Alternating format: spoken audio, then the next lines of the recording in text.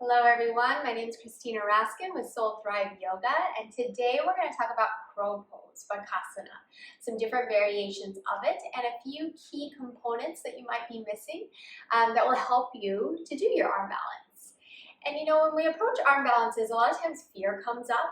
Fear is a natural emotion, of course, and sometimes we're hesitant to give it a shot. Fearful of some basics like falling on our face, but also possibly some fear of embarrassment or not being able to do it, live up to our own expectations that we put on ourselves, and challenging ourselves with things that are uncomfortable, coming up against that fear, trying something despite the fear can be a really wonderful opportunity for growth. So trying that in something on your mat in an environment that's safe can help you to work through that, to challenge yourself in the face of fear so that you can do it off the mat in the real world. So you can do something like a career change or something that might be scaring you. One of my favorite quotes is, "Everything you want is on the other side of fear." Everything you want is on the other side of fear. And did you know that in the body, when you feel fear, it's actually the same hormones as excitement? The difference is our perception around it. So instead of being fearful of this new challenge, whether it be an arm balance or a career change, maybe try to feel excited about it. Challenge yourself. All right, so let's try crow pose. Bakasana or Kakasana, depending on if you're doing arms bent or straight. I'm going to show it with bent. That is how most people work with crow pose. It is obviously a little bit less challenging than the straight arm version. A few key components that we want to think about when we're doing Bakasana with bent arms is this rotation that we have in the shoulder joint. So we're spinning the bicep out away from the midline of the body, spinning the bicep out. So when your arms are straight, what that looks like is the bicep spinning forward. It's the same thing we're doing in a plank pose or a downward dog, the bicep spinning forward towards your fingertips. Once you start to bend the arm, the bicep will be pointing down. So you want this bicep pointing down. What that'll do is it'll help to hug the elbows in, and when we do that, it gives us this shelf for us to hang the knees on. If the elbows pop out, we'll drop off.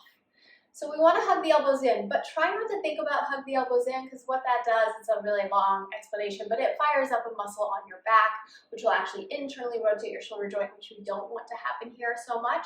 So think more about spinning the bicep, and that will help to hug the elbows in. So when you're setting up, you can stand on a block to give you a little more height. It's also a great tool to play with if you're new to this. Heels are together, toes and knees are pointing out. Place your hands roughly shoulder width, maybe a little wider. Spread your fingers wide.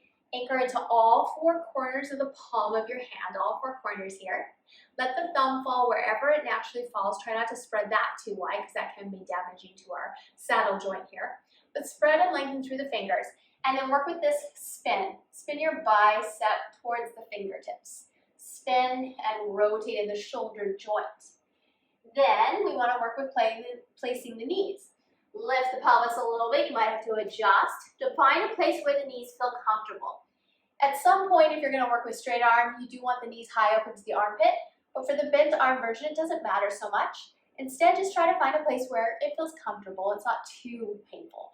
Now, it will be uncomfortable. It is a lot of pressure on the arms, but as you get stronger and use the core more, it won't be as much pressure. So spin those biceps forward so that when you bend the elbow, the bicep will point down. Lift the hips, nuzzle the knees onto the upper arm in some place that feels comfortable. And then this is another really big important part. I have to look forward and lean forward. I have all this weight back here that I need to counterbalance by shifting some of my weight forward. So as I bend the elbows, I look forward, I lean forward. It's like a teeter-totter. I'm gonna lean forward and put some weight on the opposite side so that the feet can float up. Now again, I'm still working on this rotation of my shoulder joints. My bicep is pointing down, so my elbows are hugging in, but that's coming from the shoulder. And then as you look forward, lean forward, you might be able to float one foot up, play with a few breaths there, then the other foot. And then if you lean forward enough and draw the belly in, rounding through the spine, maybe both toes float up. Now again, if I'm not spinning my bicep down, my elbows would pop out and I would fall off. So really focus on that spinning of the bicep down towards the mat. Give it a shot, let me know how it goes, and remember to challenge yourself. Try something new. Step outside of your comfort zone. Challenge that fear, and let me know how it goes.